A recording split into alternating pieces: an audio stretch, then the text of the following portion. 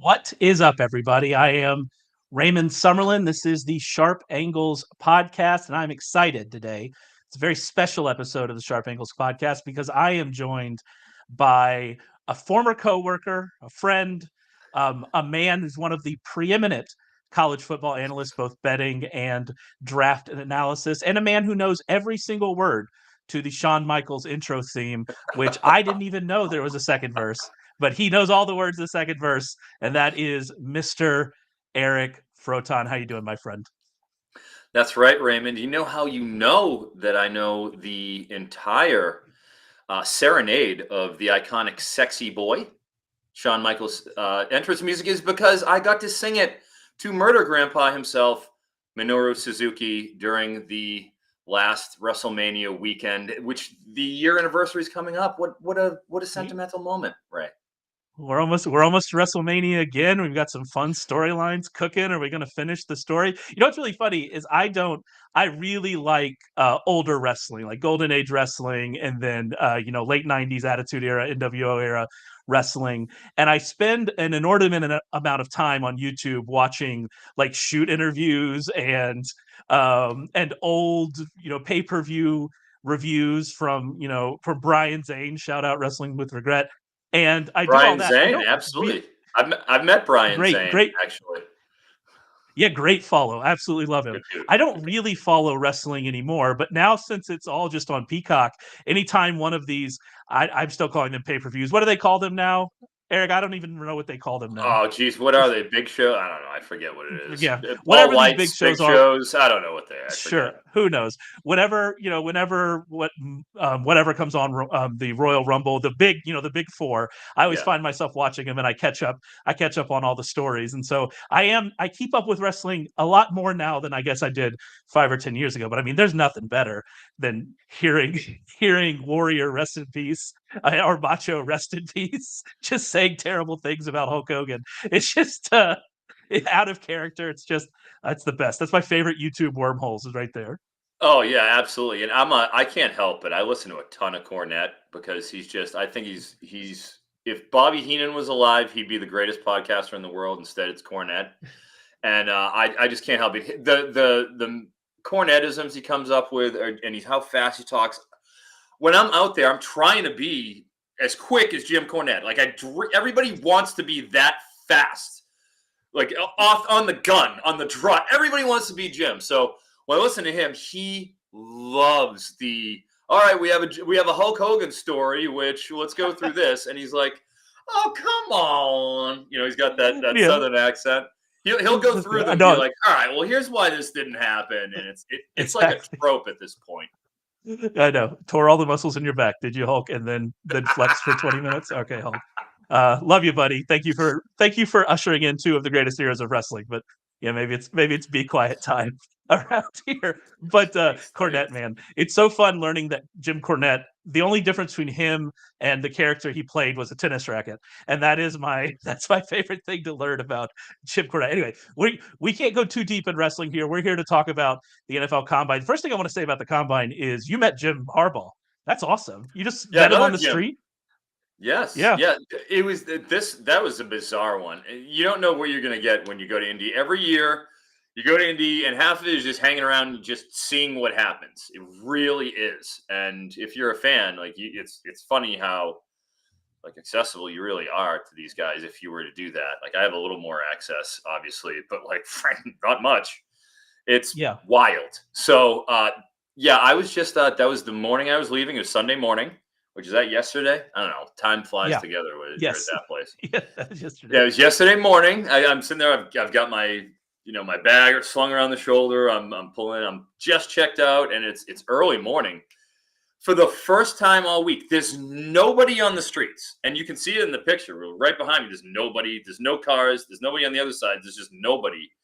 But me just walking down the street, and Jim Harbaugh walking down the street right at me, and it's like. He's got a Chargers jacket on and everything. He's not subtle. He isn't hiding or anything.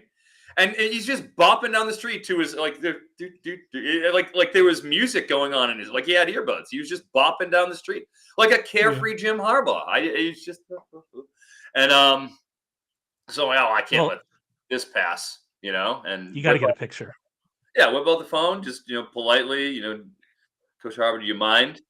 And he was very just casual. He was like, "Yeah, sure." Sister. I'm so happy that he's not at Michigan anymore because I'm a Penn State fan, as I've mentioned many times. I And mentioned as the Penn such, State game, unfortunately, when I saw him. I and said, as "Oh, I was on such, the field for the Penn State game. I wish you were there too." you And remember he, when JJ McCarthy didn't have to throw for the yeah, the entire second half second essentially, half, and still beat Penn State. Thanks, yeah, Yursich. I really enjoyed that. But anyway, yeah. we're not diving down that path either. It But was I'm an so happy that awful half of football, Ray. It was it was a so bad. eyes bleeding Iowa-esque So half of it was football. so bad. It was proper Big Ten football, is It what it was. It definitely was was. classic. But I'm Right. so happy that he's now in the NFL because I want to like him because he seems like a really interesting person, and so I'm very Totally cool happy to now that he's totally he's in cool the to me. NFL and I can like him again. Yeah, I can Totally like cool to him me. again. No All right, problem. so let's talk about some of the workouts. If we're going to talk about the workouts, I mean, we have to start with Xavier Worthy. And you were there, you were in the building. You have a video of it posted on Yep. your Twitter account, which I believe is at CF Froton, if I am correct. And You're so, I always mean, correct, I Ray. guess the first I guess the first question is just what was it like in there? It felt like it was electric in there when he was lining up to take it. I Oh, mean, we saw Antonio Pierce on the broadcast, like excited to like about this player that he probably is not going to have on his team unless the ghost of Al Davis steps in. And so, like, it seemed like it was an electric atmosphere for that run.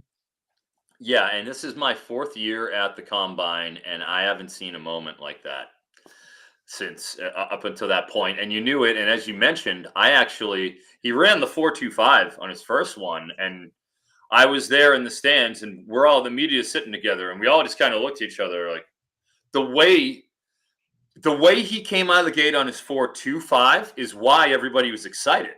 Because man, he came out of the blocks, and he wasn't like everyone else is running it.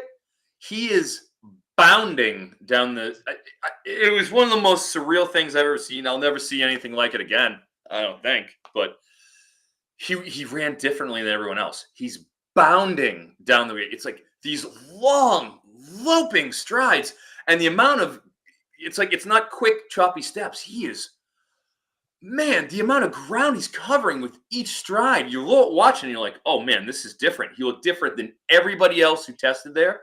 So that's why everybody's so excited about the 4.21 because we're like, oh, well, he's doing it again. We figured he'd just be like, oh, he did the 4.25. He's done. Stand No. on it. Yeah, you did 4.25. Stand Oh, on it. Right. so we after watching it, just look like just simply laying eyes. We saw everybody in the world run up to that point. He was the last guy to run of the wide receiver group, even, Yeah. and it was different.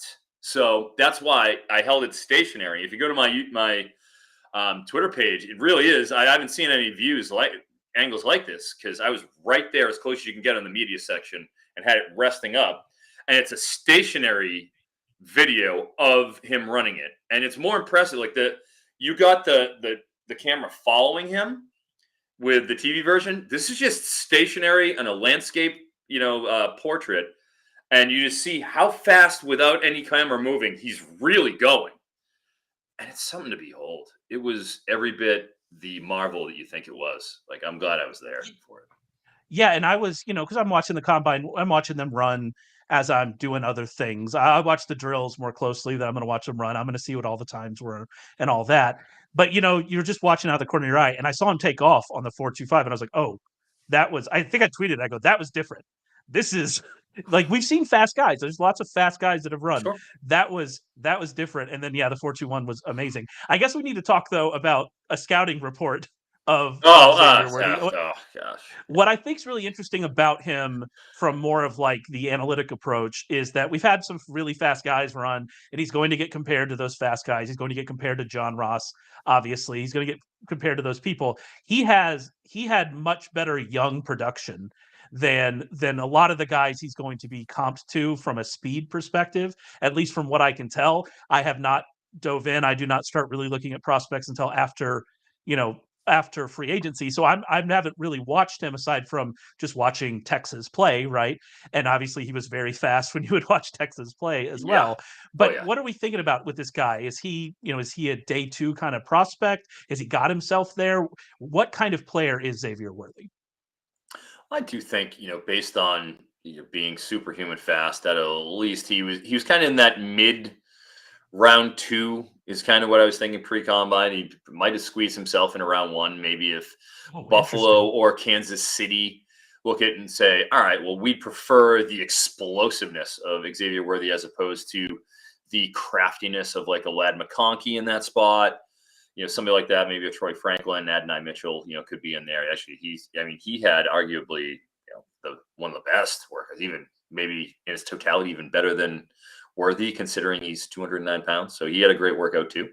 But with Worthy, if we're getting into who he is and just skill set wise, true freshman breakout, true one, and took the world by storm. But there's that 165 that has been a refrain, and it is a big contributor to why he was able to run that outlandishly fast there. When it comes to his target distribution, is something that you guys should certainly be aware of. You would think running the 4-2-1, he's a deep threat. That's what he's doing. He's running downfield. But you saw kind of a usage change over the past 2 years, which Steve Sarkisian, the head coach, has been there each of these past two. 2022, 39% of his targets were 20 plus yards downfield, a 39% deep target rate.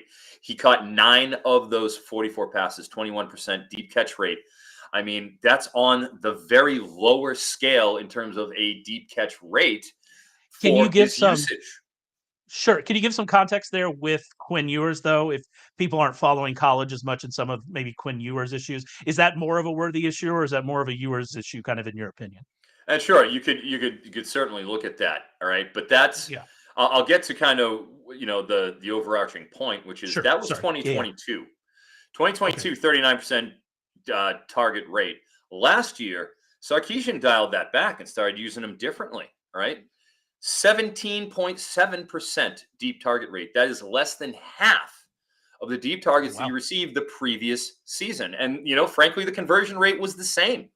5 of 20 deep shots that he caught, that's a 25% rate. So that ratio stayed the same, but the opportunities were scaled back Interesting. a little bit as opposed to we did. So you saw him get more hitches, more of the quick outs, more of the manufactured touches to take advantage of that explosiveness, and I think he added that other element to his tape where everybody looked at the deep shots, and there's an element to Quinn Ewers overthrowing him. Definitely in 2022, we saw a lot of them. I mean, I saw probably at least 7 or 8 of them that would have been bombs that he was, had stacked coverage and it was 2-3 yards ahead of. So, but with him doing that, gave us a little bit more on tape to see a more full route tree. And like you mentioned, the stop-start explosiveness. It's not even the long speed, man. When he ramps up in a way that I feel like it's different for this class. He has that explosiveness, and having that trait where it's not just track speed, it's when he catches the ball, he can do that. That's how he was used a little more at Texas. I think he has showed more of that overall skill set. Ran for 77% of his routes from the outside. I think you're going to see that close up a little bit. It was actually, that was 2 years ago. This year it was 60-40. So they kind of, Sarkisian started using him out of the slot more. I think that's a little more in his line, maybe a 50-50 inside-outside movable chess piece. Interesting. But I don't know if he's a 10 target a game guy at the NFL, but he's an explosive weapon, no doubt.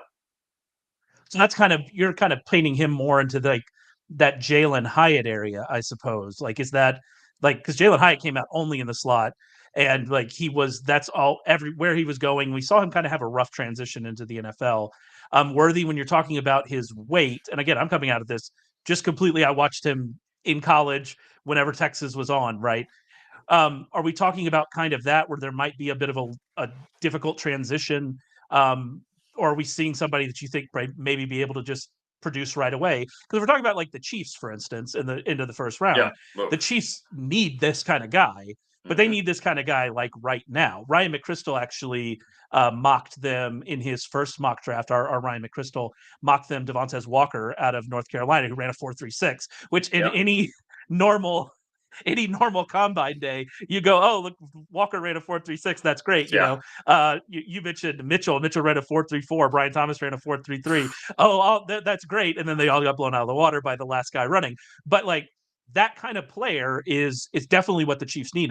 It's really interesting you brought them up as an opportunity, but they need the guy they need him now to come out. Can Worthy be that guy? I suppose my question. I wouldn't say Jalen Hyatt as, a worthy comp for me. And the reason why is Jalen Hyatt at Tennessee, he did nothing the year before. He was completely persona non grata in 2021 because both Xavier Tillman, Brew McCoy, they were healthy. Like the full life cycle, the whole group was healthy. So he didn't really have an option. He was the tertiary option. Xavier Tillman gets hurt in 2023, and then Hendon Hooker has to throw to somebody, and Jalen Hyatt was running those slot fly routes, and he was running bare naked down the field. He did what he did, like 1,200 plus yards on like 80 targets. I think it was 78 pops out, the name that's rattling around my baseball stat head type, brain. I think it was 78 routes he ran. And that is an absolutely outrageous conversion rate to 1,200 yards on 78 routes because he was running bare naked. It was Josh Heupel's system. It was Hooker hitting him. He wasn't doing anything special. He wasn't being used in creative ways. He was just doing the flies. And you're seeing Worthy do, like I said, you saw him do more in 2023 in terms of the intermediate and the shorter stuff that I feel like I got on tape. I know that he can do the manufactured touch ties rather than just being the fly guy. My Jalen Hyatt comp for this class, and it's funny you should mention him, because I think we got a dead red comp for him in this class, and that is Troy Franklin for Oregon. I think he is Jalen Hyatt, in my opinion, and he ran fast. He ran a 4.41, which, fast is a relative term with this wide receiver class because that's the 10th fastest at 4.41. They're just getting so good wide receivers now, It's wild. It's absolutely wild. Like, think about being a 4.4 receiver, like a 4.41 receiver, and then thinking, well, that wasn't quite good enough. Like, I can't even. Line. It's just wild where we are with receivers. That's interesting on Worthy. I'm very interested in Worthy, and when I start getting into these guys a little more in a few weeks, he's one I'm now obviously very excited about.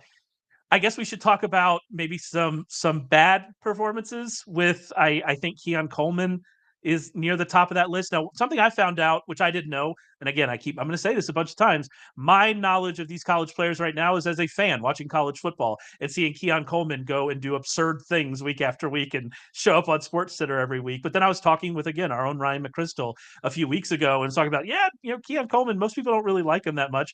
Comes out the combine, the drill, the testing doesn't look great. He looked pretty good in the drills. Like, where are we with this guy, Keon Coleman, who I think the divide between him as a normie like me and an expert like you, the divide on Keon Coleman, that might be the biggest one we have of any of these players right now.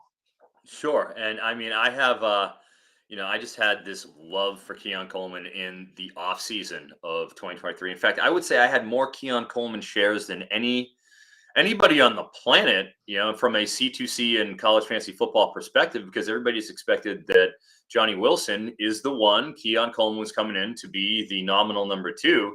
And I simply didn't see that happen because I knew how good Keon Coleman was at Michigan State. And I sincerely believed in his athleticism. Former basketball player, not just saying it's a basketball player. He played for Michigan State. He was on the court and played despite not having a lot of practice time because he's obviously, a freak, and actually outperformed Jaden Reed at Michigan State the year before. People forget that. But, there's real criticisms that can be levied on him about his play style for a guy who's 6'4", 215. And that is simply, he, in terms of contested catches, you want to see, if you're going to be a bully and you're going to have a bully profile and run a 4.61, I need to see you boxing out, to use a basketball term, and using that Drake London path to success, because Drake London didn't run a 40.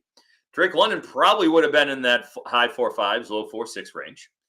And Drake London still has the ability to take a quick hitch and with a converging, slightly built cornerback, take his helmet and smash it in the turf and then go for 8 to 10 yards downfield simply by being manned up and being just impossible as a human to tackle because he's just more physically dominant. So that's what we're hoping for with Keon Coleman, is that we'd get in that mid-high 4.5s. We didn't get it. However, that's not going to be the way he wins anyways. It wasn't the way he really won in college. He did when he didn't really beat guys downfield. What you do see, though, I wouldn't say that his testing was a disaster. It wasn't. 38-inch vert. Really, really good. 38-inch vert is still a 38-inch vert. It's still power. It's still, lower body, torque. And then 10.7 broad is legit, too. He's 6'4", 215 at this. That's pretty damn good.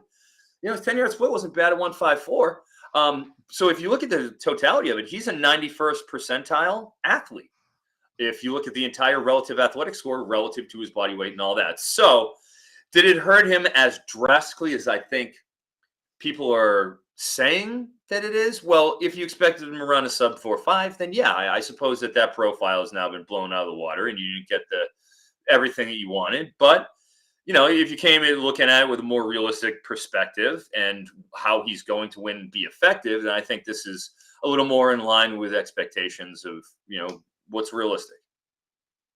Yeah, and I'm glad you brought up the relative athletic score. I assume we're going to mention that a lot here. Relative athletic score from MathBomb on Twitter. And it's a great metric. Keon Coleman, his relative athletic score out of 10 is 9.18. So I'm glad you brought that up, because outside of the 40, it was not a bad workout by any stretch for him. He's one of the more interesting things. And I will say, and I've said this before, probably on this podcast, I'll continue to say it, weight adjusted makes a lot of sense. I get why we do it. But at some point, cornerbacks don't run slower because you're bigger. And so very fair point. So I always get into this weight adjusted. I understand weight adjusted, and I do think it has a lot of value. But I also think that at some point, if you're a 4.6 guy, then you're a 4.6 guy. And so it's kind of these odd things. I'm glad you also brought up Johnny Wilson. I know that I've texted you about Johnny Wilson because every time I watch Johnny Wilson, he just makes plays. He's 6'6". He ran a 4.52. He had a 4.11 short shuttle. He had an elite short shuttle at 6'6". Is a 9.88 a relative athletic score.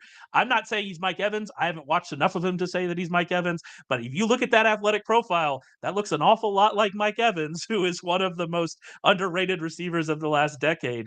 I mean, I'm very interested in digging in and seeing Johnny Wilson. How much did he help himself here? Yeah, I mean, he proved that freaky athleticism that coming out of Calabasas, California, originally went to Arizona State and was, productive, but not quite to the extent that we had seen over the past few years. And the thing with him is he really gets dinged on. You want to talk about hands. His drops, he's got some spectacular drops on tape that are just like, oh my gosh, look what we could have done if he just brought that in. So I would say he's his own worst enemy in that respect. But man, every time I see Johnny Wilson, I just think of, what if he could just put on a little weight and just become a dangerous slot, like move tight end, like in the slot. You can split him out wide, put him at H-back. Like, imagine what could be done, if he could just put on a little bit. He could be special out of that slot role, at tight end. So I have my dreams and hopes with Johnny Wilson, but we'll see what ends up happening. The way he tested, man, he really is kind of a one of one. You just don't see those proportions at wide receiver doing those sort of things. You just don't. And it's interesting you mentioned the move to tight end, because if we wanted to make another just pure physical comp, Darren Waller's right there. And Darren Waller was a wide receiver when he came out of Georgia Tech, right? He came out of Georgia Tech. Mm-hmm. And he was a wide receiver. And he did smash the combine at 6'6", 240, ran in the 4.4s, I'm pretty sure. And so he's right there. That's the exact same kind of player. So I'm glad you brought him up. Johnny Wilson is going to be infinitely fascinating to me as we move through and see kind of where he's going to end up, what position, all that kind of stuff.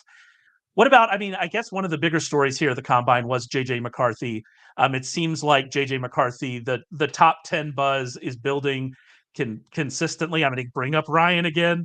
Again, 3 weeks ago, Ryan was like, I mean, J.J. McCarthy could end up being the second quarterback drafted in this draft. You shouldn't be shocked if that happens. And now we just continue to hear buzz, buzz, buzz, buzz, buzz. Is this real? Like, I mean, JJ McCarthy, we saw him be like a game manager at Michigan. It's so confusing for, again, a normie like me to just watch and say, all right, I guess JJ McCarthy, like, I guess this is what we're doing.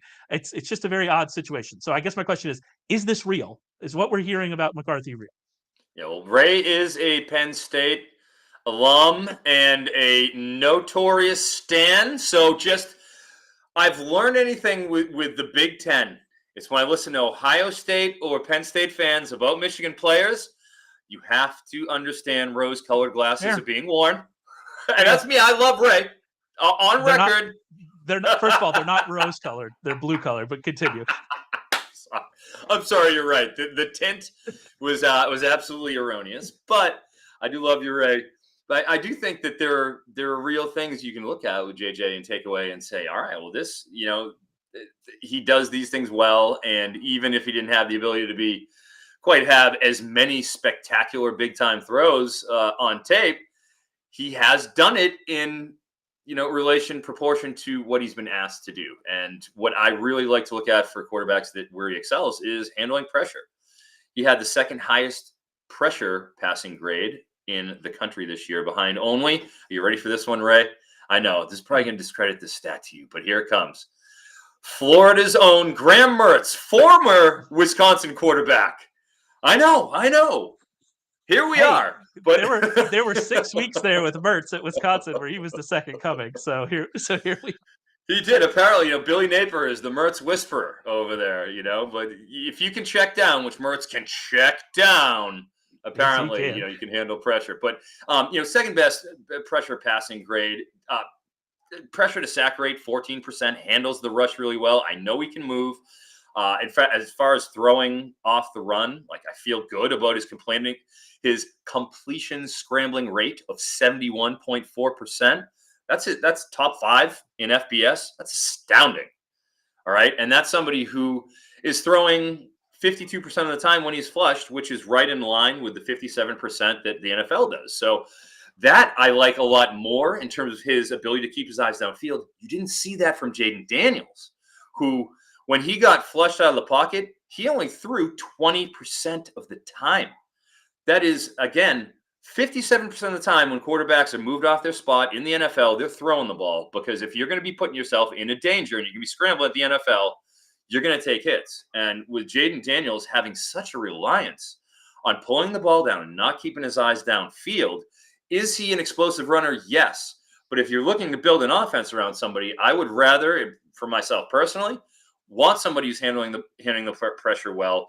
When he is getting flushed, he's completing at an extremely high rate and still not just bailing out. And keeping your eyes downfield is an important aspect of things, when we're talking about handling the rush. And I think that's what you see out of JJ. Did he have a huge arm? I watched all his throws at the Combine. I wouldn't say that he was Joe Miltoning his way, down the field with the big booming 70-yarders. But, there is zip. He has a good, pretty clean release. I do think he has a little bit of a kickback. He does have a little bit of a windup. When you see him out there, it's not that clean over the top. I think you see a little more with Jayden Daniels. But, I think I saw enough out of there to be able to project JJ McCarthy in year 3, where Jayden Daniels is in year 5, as being, at least comparable in the NFL's eyes. For the record, in my first mock draft, which was a week or so ago, I had JJ McCarthy going number 6 to the Giants. That, at the time, was met with derision and skepticism, I would say, by the online community. And now I'm feeling pretty good about that post-Combine. And I think it's almost assured that he's going to be a top 10 pick. Well, that was when, like I said, when Ryan said it, he hit me with a couple wild ones that I was not expecting. And when he said it about McCarthy, I was like, okay, this is interesting. And now, like you said, you had him there too.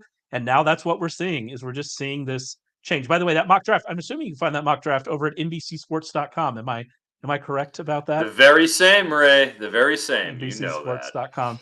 So go check that out. I know for a fact if you still type in rotoworld.com, here I'm going to try it right now just to make sure. It will default you there. So there you go. You can get there the only way I still get there, which is typing in rotoworld.com, which I resurrected RotoWorld. Resurrected. Went away for a couple years. We're back.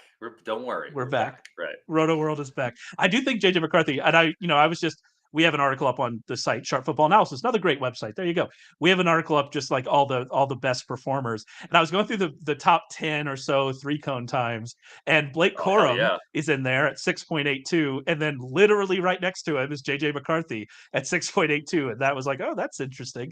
That's a fascinating kind of result there for him. And he came in heavy too. He came in 20 pounds heavier than he was listed. It's like, all right, now we're talking here, because he did have, he was, around that 200-pound, 6'3", 200-pound frame, which is a little light for contact, at the NFL level. But hey, I mean, he's running that shuttle at 20 pounds heavier. How do you not like that? Yeah, I also came in 20 pounds heavier, but no one is congratulating. But the doctors actually say it's dangerous. So we are. So we're having to talk about that. But about any of the other quarterbacks here, I mean, any Caleb Williams buzz? Is it locked in? Like, does that, from just what you heard and what you saw, Williams #1 to the Bears? It feels pretty locked in. Is that kind of where you are? I feel pretty good about that. Yeah, it was minus 900 opening trading. I think it's down to 18, maybe 16 to 18, depending on where you're at now. Just keeps getting longer and longer for those odds. I suppose if you're a gambling man, you could take a look at fading that if you don't think so. But I mean, this certainly seems that way, at this point. Yeah, we saw the video from Justin Fields, like jumping in his kitchen that he was going home or something like that. And I'm just, it feels done. It feels done with Caleb 1. And now we're just talking about everything behind it. If there's another QB, I thought, there was a little interesting at the combine that I just kind of didn't expect. Spencer Rattler having a noticeable dad bod. I mean, that's the way I'll phrase it. I'll phrase it, as a dad bod. He ran slow, right? It was like 4.95 or something. He didn't have a chance to run slow. I mean, if his belly got there before, his arms did, I'm telling you, I didn't expect to see Spencer Rattler looking as doughy as he did. Like, I mean, that man is not in the gym. You can't sit here and tell me it is. I know what it looks like you're in the gym, and he ain't it. So I was just shocked where it's like, man, this guy's he's been in college. He's been a QB1 for how long? And he's going to the NFL, and like he had some adversity to overcome. He went to South Carolina. I mean, maybe he just went there and told Shane Beamer, guess what? Hey, Shane, I'm coming to South Carolina. I'm doing my own workout regimen. You had Zebulon Noland, a grad assistant, start 7 games the previous year. Okay, I'm an upgrade over Zebulon Noland. Just let me have the Twinkies and the ho-hos and the microwave pizzas, all of it. I want all of it, and I'm going to go out there. I'm going to win you some games. And Beamer said, sold, Spencer. So I would be surprised if he is at any training camp at all whatsoever. Shocked at the body on Spencer Rattler. Interesting. Yeah, like the thing about Spencer Rattler is, and I mean, obviously, if you're deep into the prospect kind of studies and recruiting and stuff like that. Obviously, a high-level recruit went to Oklahoma, had some issues there, ended up at South Carolina, played well at South Carolina in a lot of instances. It wasn't the most consistent, but he's competing in the SEC with South Carolina, and he did good things. Like they had some exciting games, got some wins. And he's very obviously talented. That's why when I see these like really clickbaity anonymous scouts, former NFL scout has Spencer Rattler ranked #1, that's absurd. They're just trying to get clicks. But like from a talent perspective, from a pedigree perspective, this guy is that kind of, or should be that kind of prospect. Yeah. And it is disappointing that this is kind of where we are with him. Like you say, are we going to see him in a camp? Like that's a pretty precipitous fall from where he was coming out of high school. We'll see him in camp. No, he's going to get drafted. He had a really nice Senior Bowl performance, and I liked it. I was I was impressed with Rattler. I was like, oh wow, this guy is in line to be, potentially a QB6 and slide in there over Nix or Penix, but in that second tier of QBs. I really thought that could have been in play just from his style, and he's got good lower body torque and everything. It's just, man, when I saw him, I'm like, wow, this is the biggest. How seriously are you taking this, Spencer? And I loved his interview too. I interviewed him. He was so nice. He was a great interview. It really seemed like he had matured, in terms of his, where he was at from coming into college. I really liked him. Like I really liked how he carried himself. I was watching. He handled that media session real well, and I still like him. I can't say that I don't. I was just surprised what he looked like in the spandex as opposed to with the baggy clothes. I was just surprised by that. I think most people were. What was that show he was on Netflix? Was it QB1? QB1 was the name of the QB1. show? QB1. Yes, never, ever, ever have your high school quarterback on QB1 because it doesn't make it. You shouldn't just high school quarterbacks should not be allowed to be on camera. They have some growing up to do. Yes. Let's just leave it. How much different is his career if he's not involved in that show? I think it might be a lot different. It's an interesting situation because he got exposed that early, and like so many people had a negative view of him coming out of that show. It's a weird situation here. It was a self-driving hype Rattler. machine. Yeah, it's like that hype machine that you want to place on yourself. You don't realize it because you're too young. You're just like, oh yeah, well, yeah, I'm gonna be LeBron of football. It's just I'm the second coming, and everyone's telling me I'm great, so I'm great. And yeah, it's tough to put an 18-year-old kid in that spot. 17. In fact, was it, as you're in high school, like, oh gosh, So the way he handled himself, I thought it was complete turnaround, sea change, maturity wise. I really liked him, and I wouldn't have a problem taking him from a talent perspective. And with all that, without get him in the the NFL way program, fine. But still, that fourth round, I wouldn't feel bad about that at all, taking Spencer Rattler in the fourth. I think it'd be a very nice option as a backup quarterback who can come in there. And we saw that there was no shortage of injuries and no shortage of mediocre quarterback play last year. So, my gosh, Spencer Rattler, you could do a lot worse. Take a shot on him. I think about how I reacted like at 16 when I won like a game of Monopoly. I can't. Oh, God. Yeah.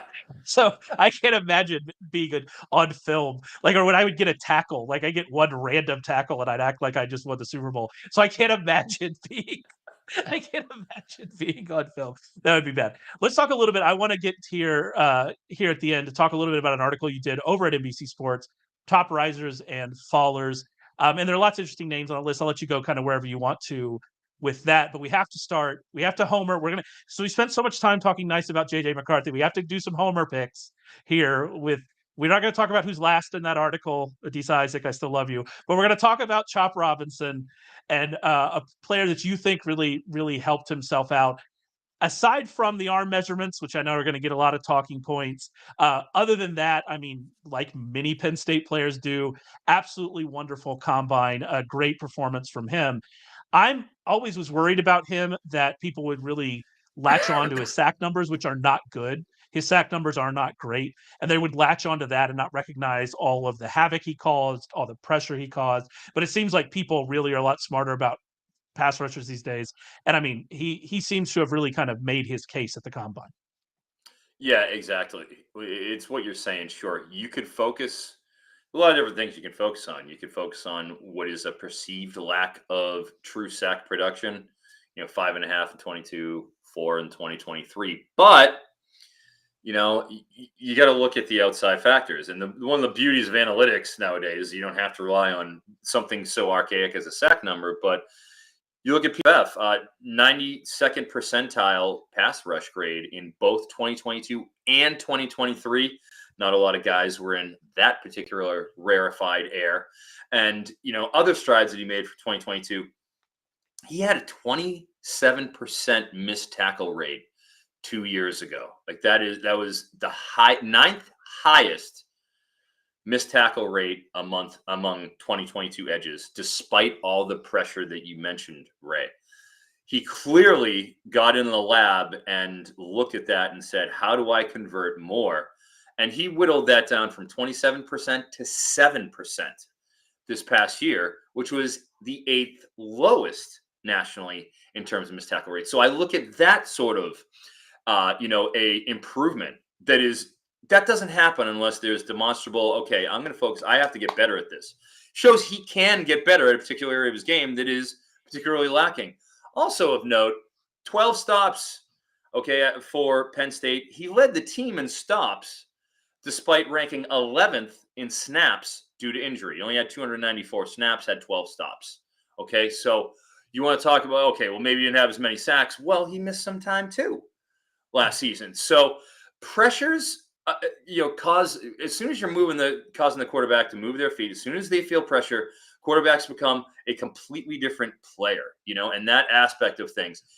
I feel good about Chop Robinson given the outrageous athleticism. And I know you watched plenty of Chop at Penn State. You see what he is like screaming off the edge. Yep. That you can't fake that. Sure, are the sack numbers huge you want? Man, I watched it. You can see it on tape. You can see it happen.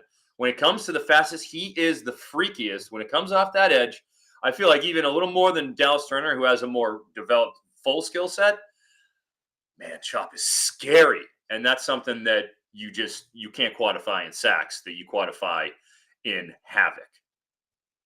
Yeah, and I mean I'm going to be homer for these guys always, but we've had some pass rushers come out that have been getting first round buzz that I've been like, oh, okay, like Owe and Gross Matos and guys who I love, right? But like there's going to be some Chop. It's a no brainer to me with Chop Robinson. He to me is going to be a very good NFL player wherever he ends up, and I'm excited. I'm glad you mentioned Dallas Turner, by the way, because I feel like his performance is going under the radar a little bit. But like he had a great combine, 9.49 relative athletic score, explosive. It seems like his size might be a little bit of a concern. Is that kind of the one thing you're worried about with Dallas Turner? Yeah, checking in at that 6'2", or right around that. And keep in mind, if you're going to be looking at it and comping somebody coming up after, Will Anderson, it's like, okay, well, what he was, I mean, an absolute monster for 2 straight seasons off that edge. The production was there, everything was there. That isn't quite what we're getting out of Dallas Turner. The freaky athleticism, all those boxes have been checked. And it was all there, and he comes, but the proportions are arguably not perfect. And, he did let a couple of big plays get out of his grasp here and there. But, that's why he's not the number 2 overall selection like Will Anderson was. That's why you're talking about him in the 11 through 15 range. But he is still a specimen that I don't think you can afford to pass up if you have an edge need. Anybody else from the article that really stood out to you? Anybody that really piqued your interest or really had a bad weekend here in Indy?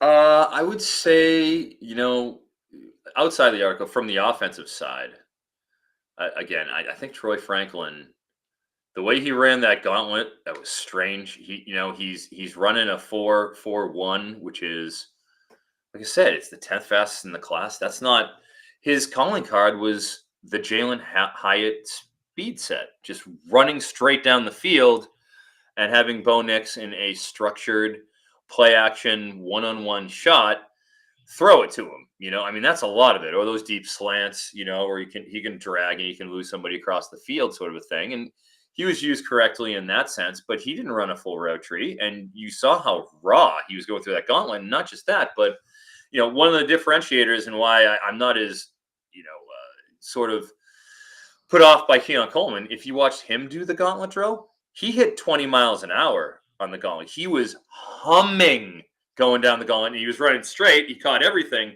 at full speed. Troy Franklin was weaving. He was weaving instead of into the throw, he's weaving out of the throw. So he's giving himself more distance to catch it each way. He's like swaying against it. And he's doing it he came in way lighter than we expected. He was billed at 185. He came in at 176. He's 6'2". That is Tyquan Thornton less at 6'2". Like they're going to get into his body. And he doesn't have a Devontez Smith skill set with that route tree.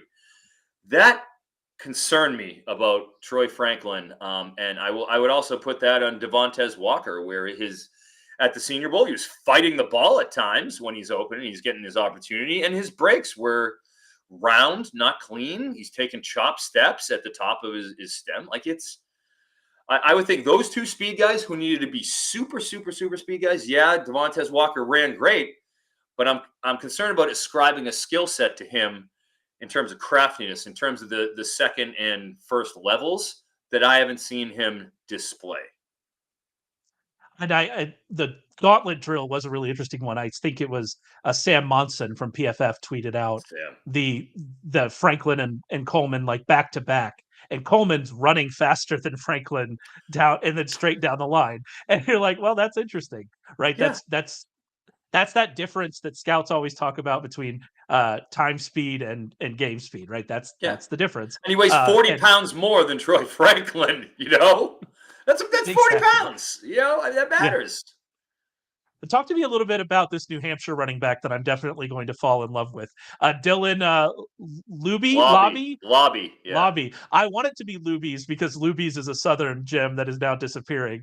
So with their, I'm telling you, Sunday after church with Nana, going to Lubies, getting fried fish, some fried okra, some mac and cheese. That's made me the fat man I am today. But no, Dylan Laube, who's had a really good combine and has a interesting profile coming out of the smaller school. Yeah, he's got that Eckler profile, small, dynamic, it can kind of do everything. He came in the Senior Bowl. I actually had the opportunity to interview him at the Senior Bowl and talk to him a little bit. UNH product, went to New Hampshire, which, frankly, New Hampshire is a lot more known for their coaching tree as opposed to their players tree. Guys like Ryan Day, head coach of Ohio State, George O'Leary, who's the former head coach of UCF and BC, and I believe for a brief time, Notre Dame there. Also, you got a guy like that's Chip a fun Kelly. Story for the kids, the Gen Zers to go learn about George O'Leary, Notre Dame. That's a very brief stint at Notre Dame, shall we say? But and the way he got caught was because he said that he played at UNH for a legendary coach there at UNH, who is the godfather of all these great coaches. And just a beat reporter was like, "Oh, so what was it like? How was George O'Leary? What was he like as a player?" And the coach just deadpanned. "No, he didn't play for me." It's like, no. He says right here, he played for you. He played for UNH. He was here at UNH, graduated. He's like, "Yeah, he might have gone here. He didn't play for me." And that's how it unraveled. Great stuff. But the point is, UNH. Sorry, get off tangent. Dylan Laube. From Long Island, New York, and has a lacrosse skill set. Has that Chris Hogan in him. We all remember him from the Buffalo Bills days, a lacrosse crossover player, and was a stand-up star lacrosse player. But hey, how much money are you making at the MLL as opposed to the NFL? I think he's probably making the right decision to kind of pursue this career. You can always go back to the lax court or whatever it's called, and you'll be good to go. So, but yeah, very dynamic. He went out there at the Senior Bowl, caught everything. He was shaking people like bacon out there on the field when it comes to his receiving acumen. Showed burst, showed lateral agility, and tested out in the 92nd percentile. So is he undersized? Absolutely. But gosh, does he? If somebody's going to fit that Austin Eckler profile, it's our boy Dylan Laube. Yeah, his production, he had 68 catches last year for 700 yards. He had 49 for 464 the year before. He was just the kind of back that probably works more today in the NFL than he would have in the past. And then every time I'm looking at these times, I don't care even a little bit.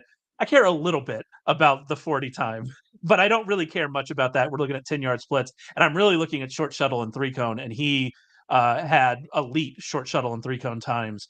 And it's just that kind of back is very interesting to me. And I hadn't actually made the Eckler connection in my head. As soon as you said it, I go, "Yep, there we are." That's the right, one, exactly, right? That's where we are. And so, yeah, I'm very interested in Laube and very interested in where he ends up in a running back class. And you can correct me if I'm wrong, but the way I'm reading this again is just a normie. it's not very good, right? Like the guy that would be the clear RB1 is hurt, right? Jonathan Brooks, and it doesn't seem like it's the best group, right? Well, I mean, yeah, it's certainly been the common refrain for the off season, and it's understandable to see why. Everybody wants the shiny toy, the Bijan up top, where it's just like, oh my god, he's so good, oh Bijan. But this doesn't have that. But I'm telling you, I've been saying this all off season, and it's been kind of irking me. It's like, this is the NFL. Opportunity matters. And these guys, these athletes are becoming better and better and more honed and skilled over the years, that you're going to get the premium guys and you're going to plug them in, and at the right spot with the right opportunity, they are going to produce. You cannot sit here and sleep on an entire running back class at your own peril, because guys are going to come out here, especially in fantasy context. I mean, you can't do it. So do that if you want. I'm going to go the other direction here. I feel real good about the handle I've had on the running back class since coming into the 2023 season. In terms of my number one sleeper, it was Trey Benson coming into the year. Banged out 4.5 yards after contact, 78 missed tackles, and just like 150 carries 2 years ago, coming off a double knee ligament tear, and ripped it up at Florida State. This year, numbers weren't quite as great. You're going to look at the data guys who can say, all right, well, he didn't get the full, bulk. There's a 3-man weave there between him and Toafili, that Mike Norvell runs. But look, when down the stretch, Jordan Travis gets hurt, they don't have anybody who can throw a forward pass. It was a borderline rugby team for those last 4 games. He was facing 9-man boxes and just having to absolutely grind his way through that. I feel like athletically, 98th percentile athlete, runs a 4.39. The MPH meter too, the readings, he popped 22 on the gun, high 22s. He was at 220 pounds. All these things add up to, he has the profile and he has the verified athleticism to be that. So does MarShawn Lloyd. It was Benson, Lloyd, Jaylen, Wright were my top 3 running backs all offseason. I've had 2 iterations that I've gone through pre-combine of going through it. Those are my top 3 guys. I know that there's obviously a lot of Jonathan Brooks stands out there, but he's coming off an ACL. I knew these 3 guys were going to test unbelievably. I have major C2C shares of all 3 of them. I've been able to take them. And with these running backs, especially if you're trying to project them from sophomore, junior to whatever their draft year is going to be, there's not always the Bijans. There's a lot of movement here. Those 3 guys I just listed, Benson, Lloyd, Wright, they weren't top 5 running backs coming into this class this offseason. You're looking at guys like Raheem Sanders, okay? You were looking at Trevion. Is he going to come in? Is he going to stick around? He's incredible. We want to make sure he comes. Not the case. Will Shipley was way up there. Way up there. Will Shipley nobody's even talking about Will Shipley right now. He's persona non grata, didn't even test at the combine. All those guys. Remember this when you're projecting. Go with what you watch these guys. Go with your instincts. They're usually better than what these guys you're listening to are telling you on the Twitter sphere, because a lot of them don't know what they're talking about. So, Wright, Benson, Lloyd, all incredible combines. Those are my top 3 guys in varying order, with Jonathan Brooks as the nominal 4, and I think the number 5 is up to debate. Well, I'll tell you about the Twitter streets. They do agree with you these days about Lloyd and Benson. They came around. They came around. They all come around eventually. They always come around. I was there in the summer. They'll be here. Yeah. No, yeah, you need to just start quote tweeting tweets. I think that's how you victory lap. I'm not exactly sure. I'm not very good at it. I have few victories to lap. So I do it in my columns though. Like I drag everybody into an NBC Sports. They don't like when I do that, Ray. They don't want me to put too much out there on Twitter. They want to drag. So it's column snapshots I have to do for my stuff. Fortunately, I got them. Yeah. Yeah. No, it's great. And you're right about so much that I guess you can victory lap more than me. So there. I actually don't even victory lap anymore. I don't do it. Like when I won the FSWA College Sports Writer of the Year, I just talked about my competitors in college fantasy football. I forgot to bring it up at the top. I had it in my head. I was like, when I'm listing credentials, I have to list that I called you the best and didn't mention why you're the best, because FSWA awarded you the best college writer. I did. I hope I tweeted you some. I hope I tweeted you some congrats. I meant to if I didn't. In my my ADHD medications on back order, so sometimes it gets a little bit wild around these parts. But yeah, no, absolutely. And by the way, congrats again on that. That's amazing and well deserved. You can go read all of Froton Eric's stuff over at NBCSports.com. Follow you him on kept me Twitter. employed, Ray, so you have a hand in this too. Okay, for years. No, not me. I bear no credit for anything, and I want to make that very clear. Go and follow Eric on Twitter. He's one of the best. Absolutely love seeing you. Hope to see you again this year in Canton. Hope to talk to you soon. This again, Sharp Angles. Subscribe. We're going to keep going throughout the season. We'll have a lot more coming up in the coming weeks. Subscribe to us. Go over to sharpfootballanalysis.com. Subscribe to our newsletter. You'll get all of our content. A lot of content coming out. Brendan Donahue's first mock draft coming out on Tuesday this week. Make sure you check that out, and we'll be back to talk with you real soon.